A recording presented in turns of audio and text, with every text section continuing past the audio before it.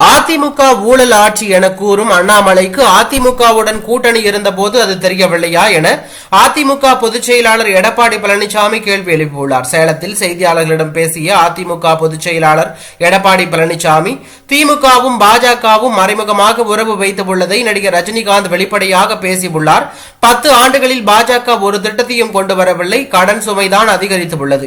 பொய்களை மட்டுமே பேசுபவர்தான் தமிழக பாஜக தலைவராக இருக்கிறார். அதிமுக ஆட்சி ஊழல் ஆட்சி என்று கூறும் அண்ணாமலைக்கு அதிமுகவுடன் கூட்டணியில் இருந்த போது அது தெரியவில்லையா?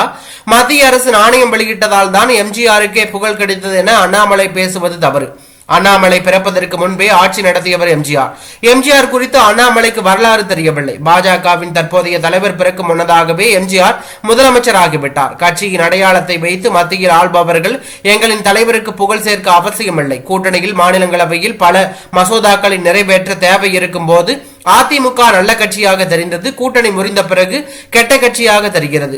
தமிழக வெற்றி கழக பாடலில் அதிமுக தலைவர்களை பயன்படுத்தி இருப்பது பெருமையாக உள்ளது.